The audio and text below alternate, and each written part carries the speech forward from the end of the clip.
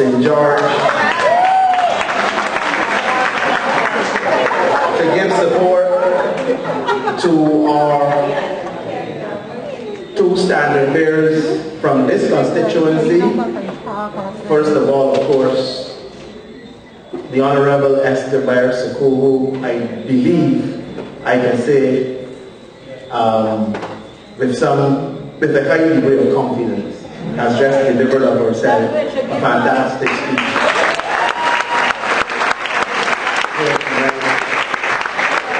And has demonstrated that with quiet confidence and resoluteness, that even in spite of the commentary that you hear across the country that Esther is not working in her constituency, that nothing can be further from the truth. Of course, I also want to recognize her colleague right next door, Mr. Jetta Inks, who of course I have to give a personal endorsement to, because he has worked assiduously and with unshakable dedication and commitment in the Ministry of Finance and Economic Affairs in support of the government's program to keep the Barbados economy stable and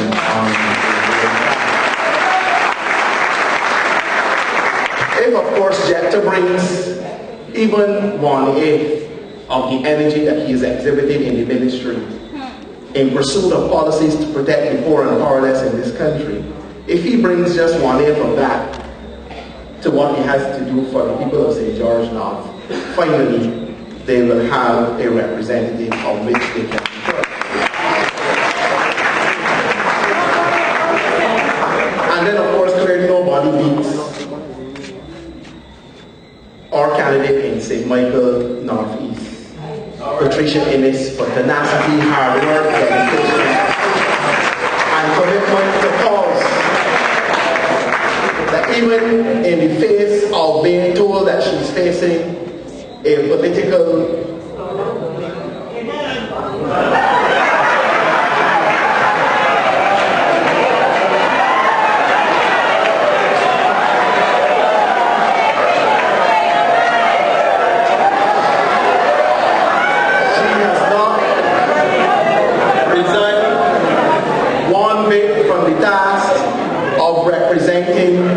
those people in the way in which they should be represented. So, though there are many places I could be tonight, and many other things I could be doing at this hour, I could not think of a better place, correct, to be than in support of these three wonderful candidates, these three loyal and dedicated personalities, and the next three representatives of the constituency, respectively, that we have here in the I want tonight as well, especially before I get into the heart of what I'm going to be very brief tonight, because like you, I have come here to hear my Prime Minister. I want to pay a special tribute to him for his resolute, steady, decent, honest, and dependable leadership of the Democratic Party and of Barbados.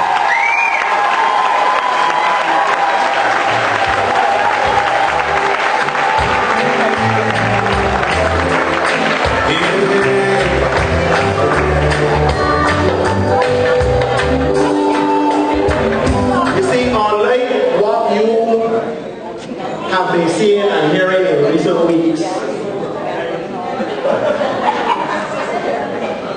Very sober. Friend of Stuart and myself, we don't have to pretend and make believe that we like each other. We have been in the trenches of the Democratic Labour Party, working on behalf of ordinary citizens for more than 2 decades. I don't have to put on any pretense like the people in the Barbados Labour Party impression that Friend Stewart and myself are in love.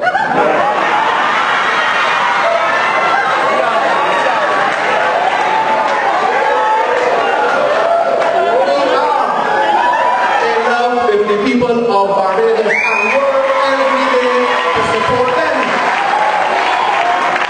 And after all, ladies and gentlemen, that, regardless of whatever you listen, at the end of the day, that is what matters.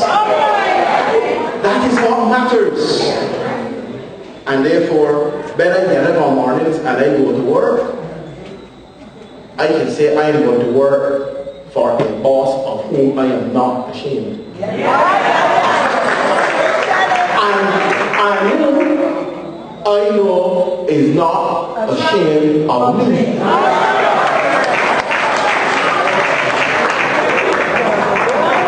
So you don't have to worry about the Prime Minister having to call a press conference to talk about my demons or anything else regarding me in that kind of negative light. So ladies and gentlemen, it is a privilege to be here.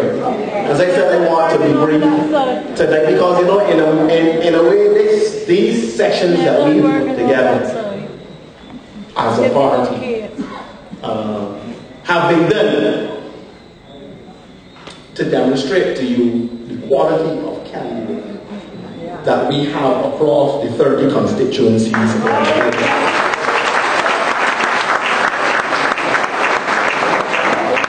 You know, many times people believe the election is about certain personalities, and that happens in politics. But at a constituency level in St. George South, apart from a useful political speech here or there, or in my capacity as Minister of Finance, making sure that resources are available so Esther can get things done through housing or transport or works or whatever the case may be, I am of no particular use to the people in St. George South. It is Esther Barsaku that matters up here. And therefore, when you see demonstrated on the screen, and that is just a quarter of what she has done, that doesn't even touch what she has done here.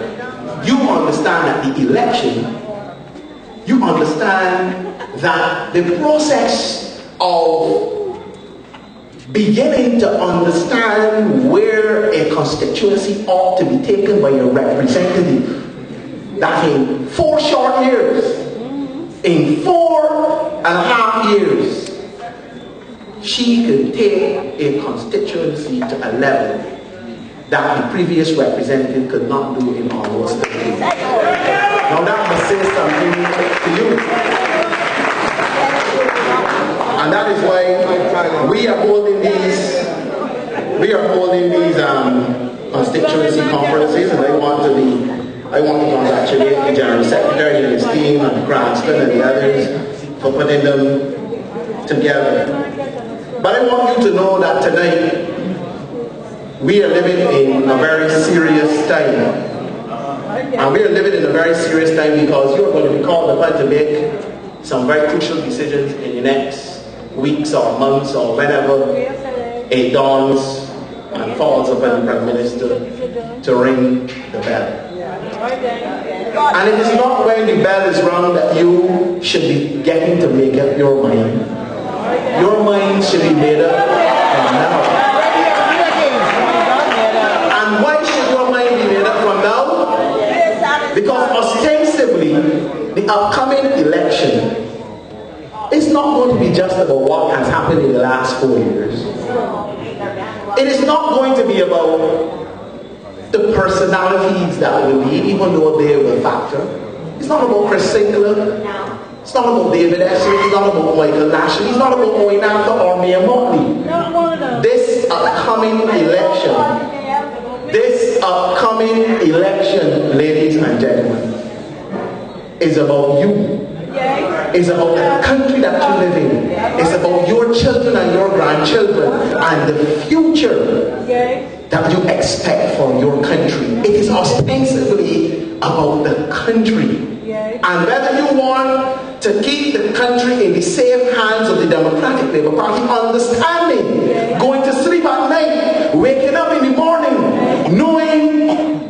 decent, responsible, caring and sensitive leadership is available to you that will protect your interests and protect those of your children for the future. It is whether you want that or you want what the Barbados Labour Party is offering. We all know, ladies and gentlemen, what we have come and found. We know, ladies and gentlemen, as Esther Barsatou so eloquently said, what we have been through in the last 4 years. And I hear people making this comment, a lot of the apologists of the Barbados Labour Party, that this is a do-nothing government, that we have done nothing. When all around us, in the face of the worst possible economic recession known in human history, certainly in the last 100 years, we've seen it with our own eyes, where countries have fallen by the wayside. I often give this point in discourses that I have in international forum. When I first went to work at the Caribbean Policy Development Center as a senior program officer responsible for structural adjustment and economic reform, 5 of the top poorest, most indebted countries in the world were developing countries. The African countries, I think in the Caribbean we had Haiti, we had Bolivia, and they were formed into a group called the HIPIC countries, highly indebted poor countries. Were all developing countries, considered to be economic basket cases, with poor leadership and failed states. Today, can you imagine that 16, 17 years on, the top, most highly indebted countries, some of which considered to be economic basket cases and nearly bordering on failed states, are actually industrialized economies in Europe. They were lecturing us on economic management, using a neoliberal, neoclassical model of economic management, which, by the way, is now being paraded around in cheap formation by Quaynard and the Barbados Labour Party as what will save Barbados. They were lecturing us that we should have done that thing, privatization, lowering tariffs to their lowest levels, selling land and property to the highest bidders. This is the neoclassical, neoliberal orthodoxy of that type of economics. That is what they were telling us then. Today, I really shouldn't laugh because it's a very serious thing. Today, these economies, having pursued most of those policies, are now on the peak of economic history as total basket cases economically, struggling to survive, where millions are being made to suffer because the sheer economic adjustment is so large that the dislocation is unavoidably deep. That is what is happening in the world. Youth unemployment, ladies and gentlemen, in Spain is 50%. Prime Minister said it's gone to 52. Do you understand what is happening? There are 50 million Americans who are living on food stamps. You see when the newspaper come in the mailbox or drop outside the door, the fellas break open the door to get the newspaper, not to see who got shot yesterday, not to see which politician said what last week, but to get the scissors and cut out the coupons, to put them in their pocketbooks, to go into supermarkets to get food. This is the most powerful, the richest country in the world, where 23 million Americans cannot get up tomorrow and go to a job. All across Britain, those who have had the opportunity to visit Britain, those who watch the internet, who watch the cable TV, you go into Britain now, you go into Marks and Spencer's, you can't find a fellow to help you with anything. You have to win your way through as best you can the aisles to find what you want, because 500,000 British citizens were put on the breadline, and that's just for the public service. That has nothing to do with the private sector. Understand what the world has gone through. Sharp declines in investment, in foreign direct investment all over the world. A rollback in international trade. Nobody even mentions WTO nowadays. 6-7 years ago, that was a big topic. How do we open markets? How do we get goods sold? How do we move money around the world? Services, now, and agriculture, and all kinds of things. And today nobody even discusses it. Why? Because people are scrambling to survive. We don't say it as a boast. We don't say it with pride, because we rely on our OECS partners. But when you hear that unemployment is 24% in St. Lucia, and 30-somebody% in Grenada.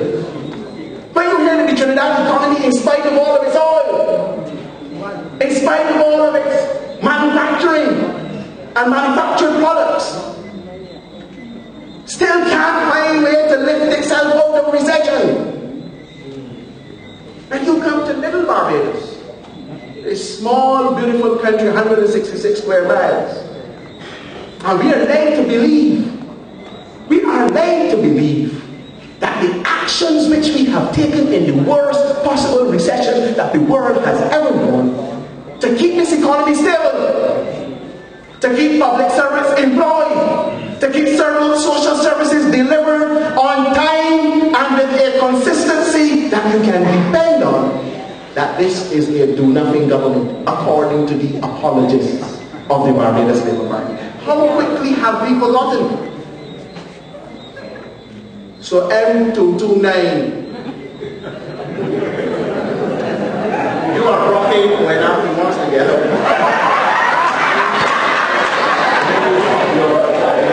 He doesn't like what he's hearing here. M2, well, he belongs me. That's my constituency man there, man.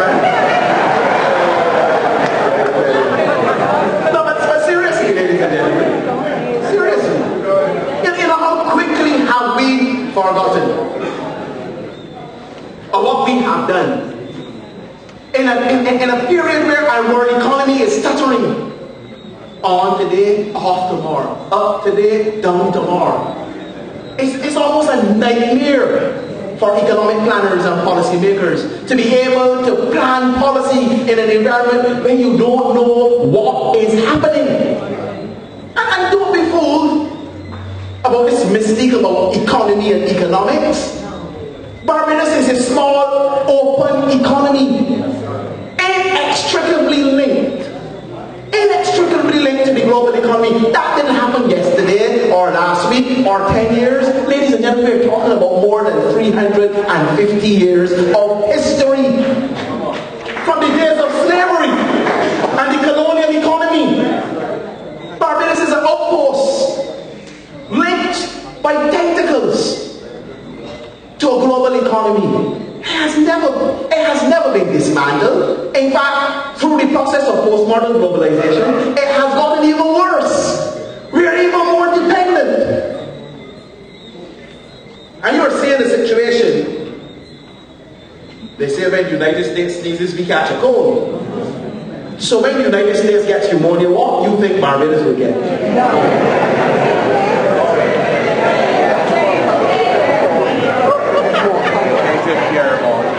But the Democratic Labour Party didn't say that one. We looked at the situation, we knew the impact, and therefore we forward planned. We said we had to hold the hands of Barbadians, and that is what we did. We held the hands of ordinary Barbadians. We kept the economy stable. How did we do that? We did that, ladies and gentlemen, by ensuring that this country had enough foreign reserves to be able to conduct its daily business. Understand what I'm saying to you? The Miss Motley, because she was then leader of the opposition, and Mr. Arthur was safely also, we thought, ensconced somewhere at Cape. She was saying, do a large stimulus. Spend money left, right, and center. When they realized that the world economy wasn't coming back, they then flipped the slip and said, oh, you need to balance your budget. You need to do fiscal consolidation. You need to stop spending. Don't raise taxes. Don't spend no money. So if we were listening to them, we would be all over the place like Uncle Donkey. But yet, through steady leadership, visionary leadership, and wise intervention, we decided that we would do a mixture of both. Because we understood that extremes can't help Barbados. We've seen it. Europe went to the extreme with austerity. The United States went to the other extreme with stimulus. Neither of the two have been able to work. So by pure strength of logic, we in Barbados decided we would do a combination of the two to keep the economy of Barbados stable. So that when you go to the supermarket, you can find the goods that you need to find. So that when you travel, you can get the foreign exchange to travel in. So that when business people want to transact business with people outside of Barbados, they can do that. And ladies and gentlemen, let me tell you, at the end of the day, that is what matters. Because if you have a high deficit, you can find ways to bring it down. If you have a spending problem, you can cut spending. If you have a revenue problem, you can raise taxes or improve the efficiency of your collection of taxes. But if you don't have any foreign exchange, that will smoke your pipe.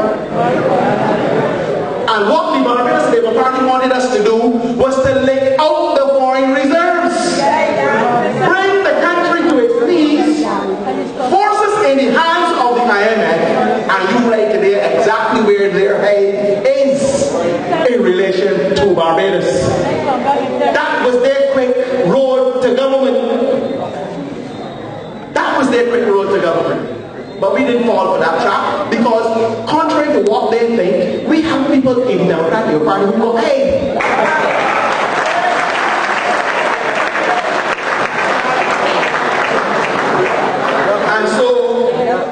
and so we sought to keep the economy stable. We started to initiate reforms in the public sector. Look, you see all of this talk about CLICO. I'm not getting involved with that because that is before the court. And they want to drag you into that discourse. I am not getting involved in that. And we have agencies to deal with it. But I am telling you this, and the Prime Minister can verify, that for more than 12 years, they sat down on work that could have led to the creation of a Financial Services Commission to bring a higher and decidedly more improved level of monitoring, evaluation and regulation of the non-bank financial sector in Barbados. Did absolutely nothing, precipitating the problems at CLICO, and now want to turn around and say they have the solution. It is like a man who catches fire in a building and wants to get credit for calling the ambulance or calling the fire service. They created the mess. And as Bill Clinton said, they said, oh, you are here to clean it up. Give me a chance to clean up my mess. That is what is going on with them. But we created the Financial Services Commission in this country. And we are ensuring that what took place with CLICO before will never happen again. We can get the opportunity to discuss that when the time is right. We start to reform the procurement system. We're going to soon have a national procurement authority, just as we're going to have a central revenue authority responsible for the efficient collection of revenues in this country. And do you know that every single thing that we have tried to do to improve the public service in Barbados in terms of its efficiency, they have opposed. They are now running around trying to that we are creating the Central Revenue Authority to send home people in. That's going to do it, not me. That's what they're trying. That's the mischief they're stirring up in the customs. Telling the temporary officers that they put it on Facebook and Twitter and all over the place that when the Central Revenue Authority Statutory Board is created, that they will have no more jobs and 200 temporary workers will go home. I am telling you now, as Minister of Finance and the person responsible for that not a fellow will lose a job when the Central Revenue Authority is created in Barbados. Not one fellow, unless he wants to go. Because who don't want to go with the authority are free to stay in the public service and work in the public service. It's simple as that. We're not forcing anybody to go anywhere. But one thing that we will do is that we're going to improve the efficiency and the operations of the Customs Department in particular. That the Barbados Labour Party and going after, as Minister of Finance, sat down and allowed to go into a state that we will not be proud of, and the public is not going to be proud of when they hear what is really going on down here. I say that to your benefit.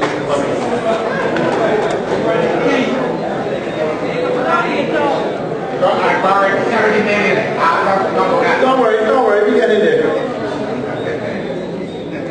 So we've expanded the thing. And then you talk about institutional or sectoral reform. Are you aware that in spite of all the great economists they have, all the great minds that they have, this great economic wizard called that 14 years after we left the government, we came back and found the sugar industry in the same state, or even worse than when we left office. And they're now rolling out the plan to help Barbados, to save Barbados through clear, they got this thing about clear policies, clarity of purpose and incidents of all kinds of fancy talk in this country. That on the 23rd of this month we memorialize the late great David Thompson.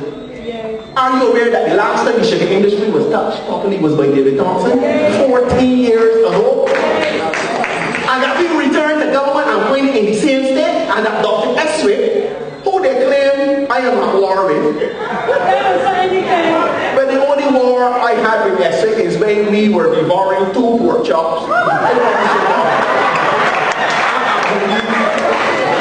How about these the other night? Has gone so far that I went at Eswick's office to have a meeting with him last Friday.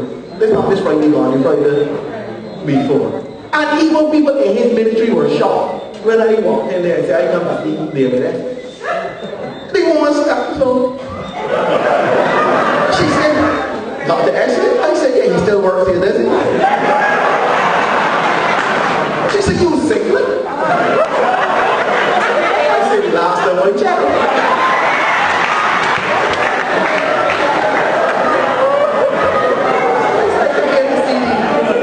I come here to see the doc.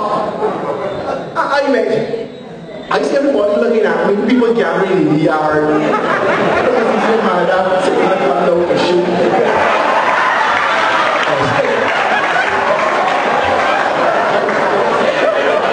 I must be so mad.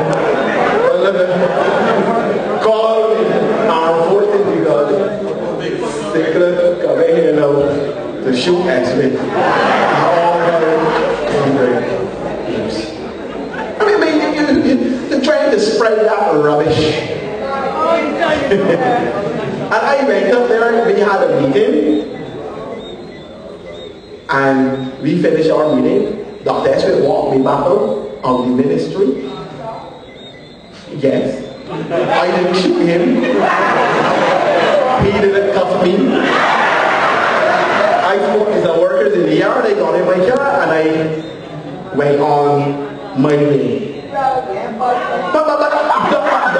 Eswick now has to contend with transforming and transmogrifying destroyed into a multi-purpose industry that can not only give us agricultural output, but can give us alternative energy output. This is what's going on.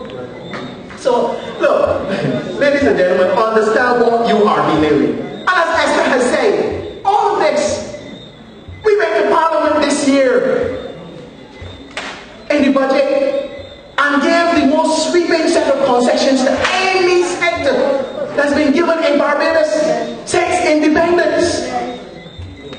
To push alternative energy, to reduce our dependence on foreign oil, almost 800 million Barbados dollars a year, to take these off of the oil company, to create new jobs, to open up new vistas, to expand the Barbados economy, and to bring people in, investment and people, that they can contribute to the development of this country. And not a word of serious constructive argument or proposition for the Barbados Labour Party money, except that we should go back to the old, tired, worn, and economically unwise policy of allowing people to have subsidized gasoline and diesel to drive up and down Barbados. This is the new thinking. This is the new thinking that is coming out from the Barbados Labour Party. But how dare they believe that we have forgotten them? And I say to people in Barbados, wake up. I'm not speaking to you, God, no, you are wide awake. I am talking to all those in Barbados who seem to have gone into a stupor, who seem to be taking a nap. Wake up. And I want you to spread the word. Lest we forget the squandermania. You're right, I forget the squandermania of the Barbados Labour Party. The hemorrhaging of public funds on large and small projects alike. Has Barbados forgotten Kensington Oval? No, Dodds, ABC Highway, Coast Guard Station, Barrack Building, and on and on and on. Wake up! Wake up, Barbados! Wake up and smell the coffee. Because the wolves have adorned sheep clothing, but they are still as vicious. They are still as irresponsible as they ever were. When you think about it, pause for a moment, please.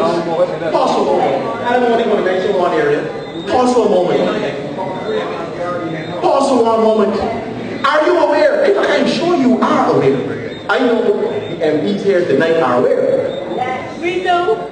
That every week in this country, when we have clinic, every day when we go to office, somebody comes begging, crying, pleading that they want a house. They want somewhere to rest their head. Huh? In 14 years of government, with all the money, both gained and wasted. Even in people say, I just want a house for Don't panic. Don't panic. All of them. 14 years. Now I want you to listen. Settle down, folks. I want you to listen to this point because you have to understand what we are dealing with. Because the beast of Ephesus is not easy to deal with. They had monies available to them. They were awash in dough. I heard some song on the radio saying, you got money, you got sense. They had all the money available to them. And could you believe that in 14 years, we have people, we have literally created a veritable housing crisis in this country where people have to be running around the country, stumbling all over, and cannot find a pillow to rest their heads on, a place to call home, young and old, and in between, because of the policies of the Barbados Labour Party. Have you forgotten that? Or do I need to remind you that it is the Democratic Labour Party in the worst economic recession in the world that did Fort Hill, that did Greens, that do Lancaster 1 and 2, that did Fort Hill, Workman, Work Hall, Marshfield, Country Park, Tower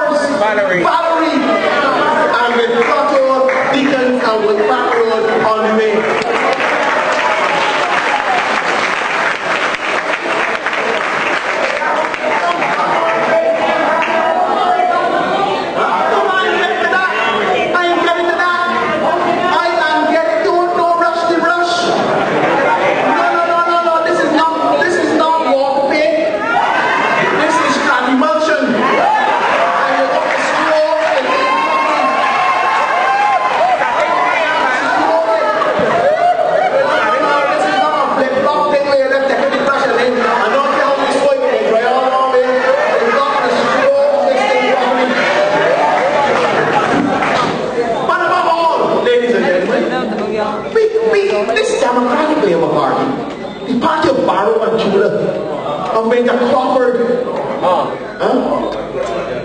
of Sandyford, of Thompson, and of London Stewart, has given the people of Barbados a new property owning class in this country. A new property owning class in this country of people who, when they reach their 20 years, and let it go out, in case people don't know, that we've not put any bar on the 20 years. When you get to the 20 years, the housing unit is yours. And very shortly, in a couple of weeks' time, the legislation is going to Parliament to give legal effect to this so that the conveyances can be done. And this new proud black owning property class in the country, because of the Democratic Labour Party, can stand up.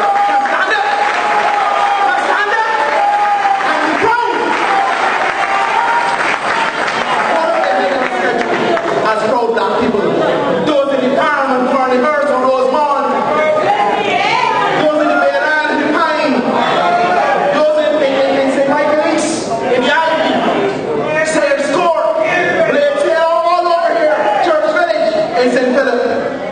I can call them. Do you understand the fundamental shape, the philosophical underpinnings of this? It is what I say to you tonight. I submit that this is the party of the people. And we will stand by the people.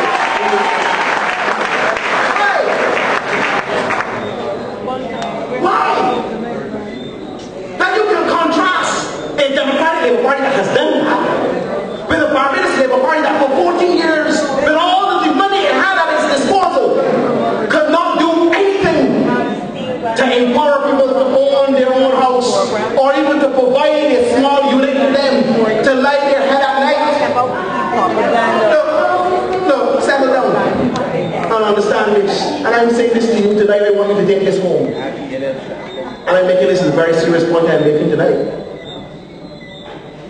My mother had to contend, and I say contend, there's some level of generosity, with 5 children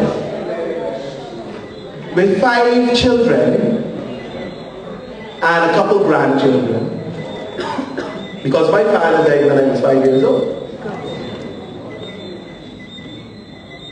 And my mother could make the boast tonight that under the Democratic Labour Party government of the 1960s and 70s, she never had to go and rent a room. She was able to acquire her own home. Are you aware that under the Barbados Labour Party, with all of the money that they have, they have actually created a class of people in this country that only know the distinction of renting a room from somebody in less than standard acceptable conditions? Seriously, no, it's a serious point that I'm making. It is a very serious point that I am making. Because rather than empowering a class of small black people, of poor black people, as the Democratic Labour Party has sought to do, they disenfranchise people in this country to the extent where you have people tonight renting rooms for $300 and $400 a month. A week, even worse. This is what, and we are being told, ladies and gentlemen, that this is a very serious, if nothing else, the Barbados Labour Party is to be prosecuted on and not allowed to even walk past Bay Street, far less going to government headquarters. It has to be on this point. That Oinaka and his cohorts, who believe that they are so great, and all that they did in the economy was done for people to benefit at the top, while those at the bottom did not matter. And I'm saying to you tonight, I respectfully submit to you tonight, with all honesty, with all sincerity, the Barbados Labour Party being recast and reset and giving new clothes. It doesn't need new clothes. Ladies and gentlemen, the Barbados Labour Party needs a bath.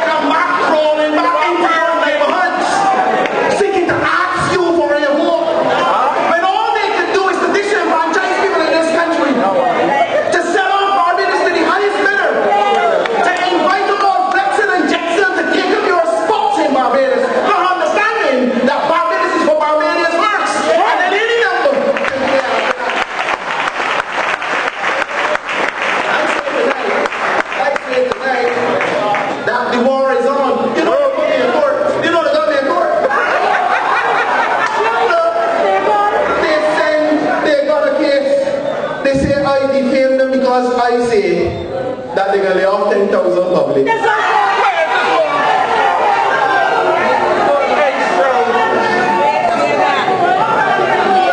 and gentlemen,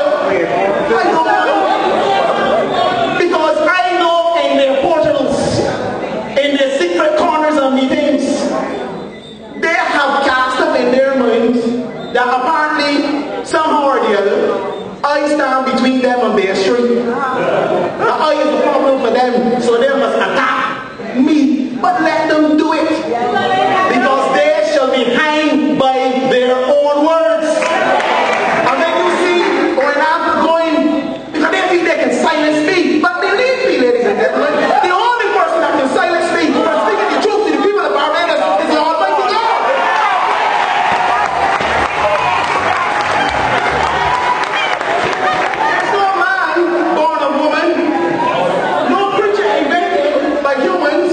That can silence me from speaking the truth to the people of Barbados. And then you hear when I was saying at his speech at the Chamber of Commerce, and I quoted him now.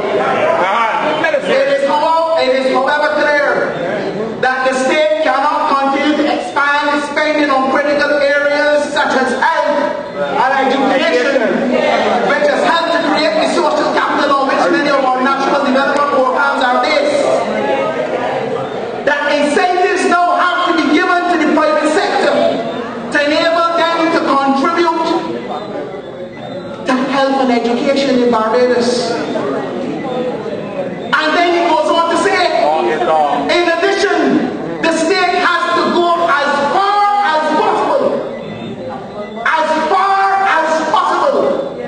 with your privatization program and use the proceeds to pare down debt and support the capital works program. So when you hear the MC speaking, they want to go out to CBC, Sanitation Service Authority, Water Works, Airports, Seaport Oil Company. They want to go after the whole shebang. So when you are saying that Water Authority has nearly 1,000 employees, privatize that, you think that the private owner can keep them? When you talk about Sanitation Service Authority with almost as many employees, you think the people can keep them? When you talk about Transport Board with 900 and somebody employees, who do you think can keep all of them? Ladies and gentlemen, I don't have my math skills according to Basket and Tutor. You do the arithmetic. Because it is less known in this country that 75% of all monies transferred in subsidies and transfers to statutory entities goes to pay a salary. And when you attack them, you are not attacking the buses, you are attacking the human beings. And therefore I close tonight by telling you this. It is up to you is a battle. This is a battle, ladies and gentlemen.